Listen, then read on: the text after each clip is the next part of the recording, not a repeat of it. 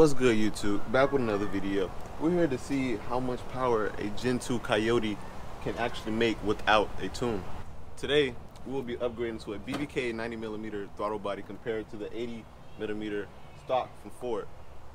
Alright, so mods on the car are as follows. We got an air raid cold air intake, MMR lightweight water pump pulley, and an AW track condition exhaust. And now we're about to have this BBK 90mm throttle body. So you may ask, why are we doing this test? One, because we're just curious. So why not? I mean, we had an opportunity, so, you know. Two, tuned Mustangs that don't have any mods make about 400 wheel horsepower. So if we can get about 394, 395 wheel horsepower out of this car, I'll be happy. Now, granted, you can't compare it to a tuned car because you can adjust the timing with a tune and all different type of stuff. You get a 500 RPM increase, and you also get more power down low, more torque. So you don't really want to compare that to a tuned vehicle. This is just peak numbers. You're not going to run it out as far with the RPM, and also you get to keep a warranty. All this stuff is under warranty, so that's another plus for you guys who want to keep a warranty on the car, you know what I'm saying? But also, in the future, we are going to be going with a really aggressive NA build, and we are going to be boosting down the road with some form of a supercharger or a turbo. So this 90mm throttle body helps us out greatly. If you are not looking for big power goals down the line, I recommend going with an 85, because the stock one's 80 like he said, so you're not going to be seeing much of a difference with this 90 without a tune. But we want to see if it does, if anything, without a tune, because people say it doesn't do anything. So we really want to see how much power it can make and increase. So that's why we're testing this for you guys today.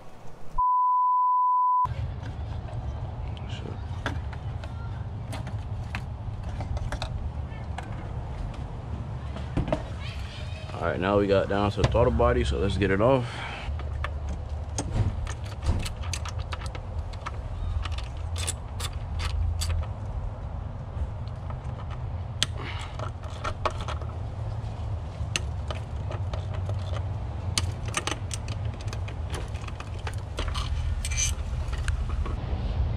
So as y'all can see, it's a pretty big size difference.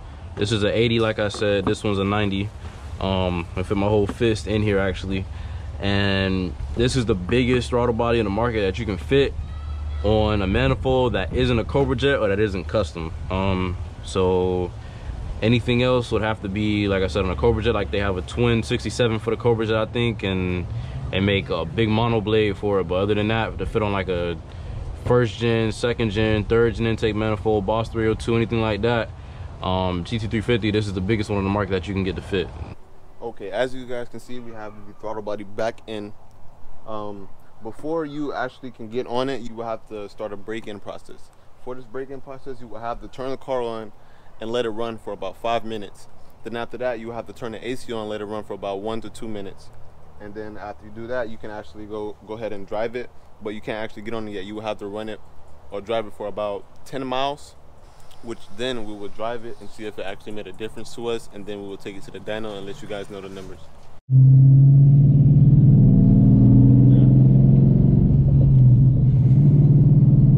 Alright, so we just breaking it in now. We have 9 more miles to go.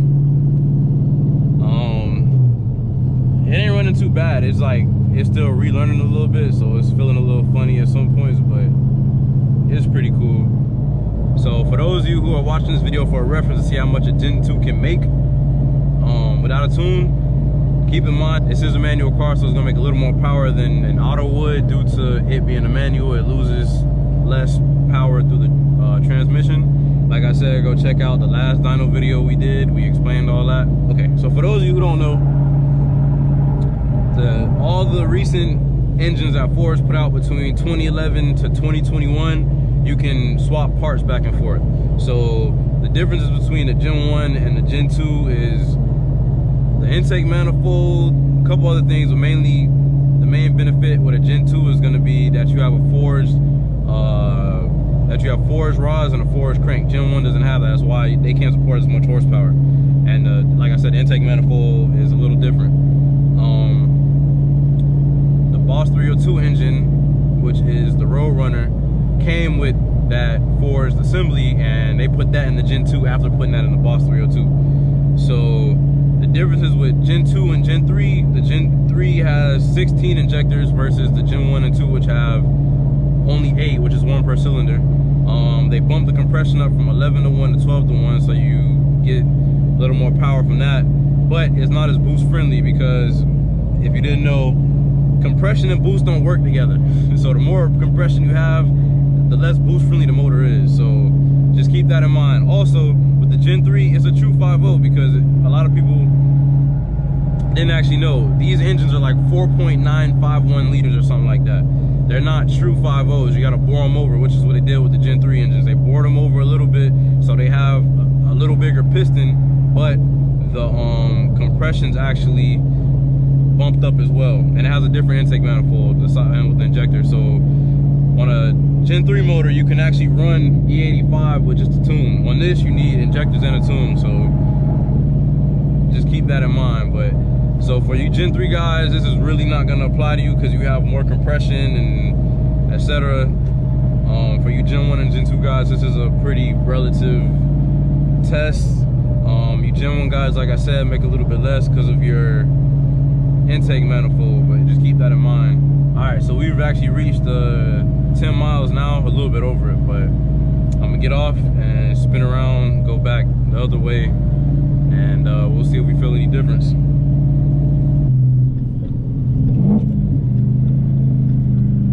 All right, so we pulling up to our little test spot in Mexico. Let's wait for this car to pass, and we're gonna see if we feel a difference. I'm gonna give it a little 30 roll from second gear.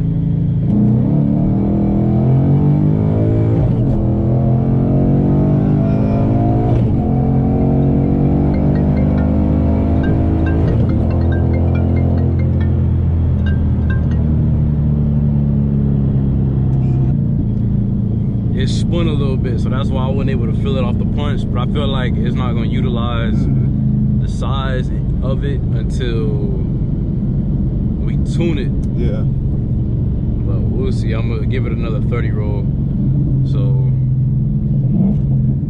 all right, let's see. Ready? Yeah.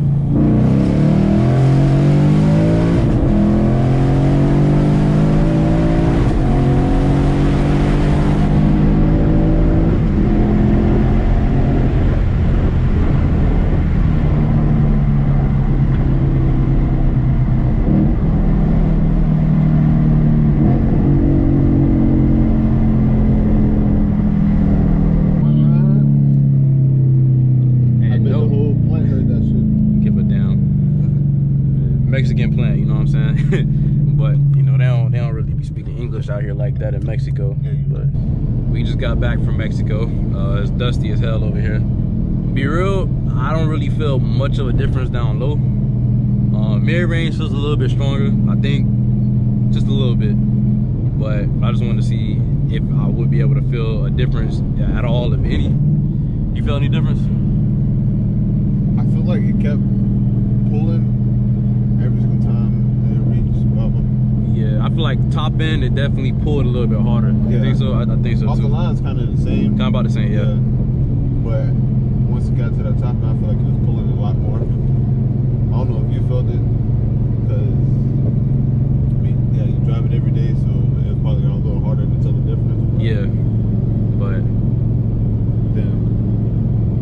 I definitely feel a little bit of a difference. But all right, with that, we'll see y'all when we get to the dyno.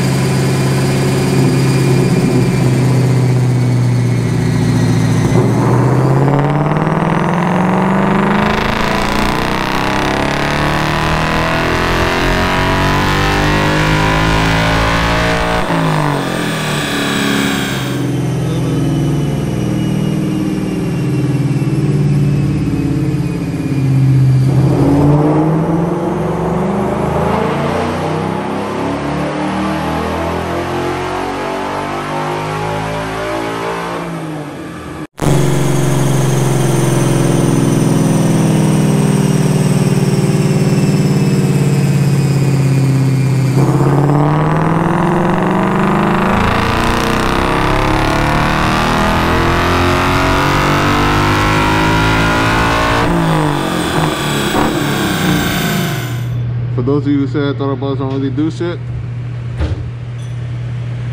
carry more power throughout the whole entire drive. It wasn't a lot, but it'll definitely make a difference with more miles down the way. Yeah. More torque and more horsepower through the whole drive. back from the dyno.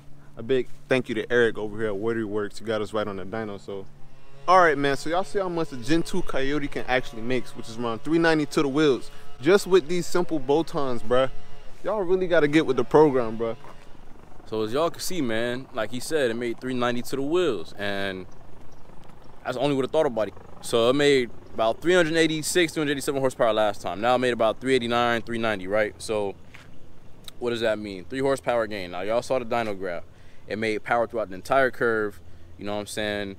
Torque and horsepower through the entire curve. So that's with a stock intake manifold, no tune, no boost, no nothing. So that's only gonna multiply when it's tuned. So an increase is an increase, you know what I'm saying? The 390 to the wheels without a tune is great because it only makes 435 to the crank. So if you're wondering why it's not making that to the wheels, check out our last dyno video. I'll drop it up above. You can check out what drivetrain loss is. If you don't know, go educate yourself. And yeah, but we got some more mods coming in pretty soon. Next time we get a dyno, we definitely gonna be making some more horsepower. So y'all stay tuned for that. She treating y'all well, so y'all just gotta give her a like if y'all really liking the content also. But with that being said, man, we out.